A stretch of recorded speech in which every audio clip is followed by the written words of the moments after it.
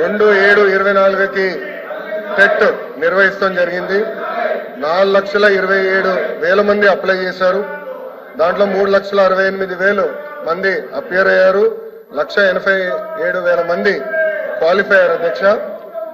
అధ్యక్ష మీరు చూస్తే 3/10/24 నుంచి 21/10/24 వరకు టెట్ కూడా పూర్తి చేస్తాం జరిగింది. అధ్యక్ష 1 మ్యాన్ కమిషన్ రిపోర్ట్ త్వరలో రాబోతుందని మేము భావిస్తున్నాం. అధ్యక్ష ఎట్టి పరిస్థితుల్లో మార్చి నెలలో డిఎస్సి నోటిఫికేషన్ ఇచ్చే బాధ్యత మన ప్రభుత్వం తీసుకుంటుందని నిరుద్యోగ యువకులకి ఈ సభ సాక్షిగా నేను హామీ ఇస్తాం జరుగుతుంది. అధ్యక్ష విచిత్రం ఏంటంటే నాకు వేసిన 2 ప్రశ్నలు ప్రతిపక్ష పార్టీలు, కానీ వాళ్ళు వేసిన ప్రశ్నల మీద చర్చించడానికి సిద్ధంగా లేకపోతే నిజంగానే చాలా చాలా బాధాకరం.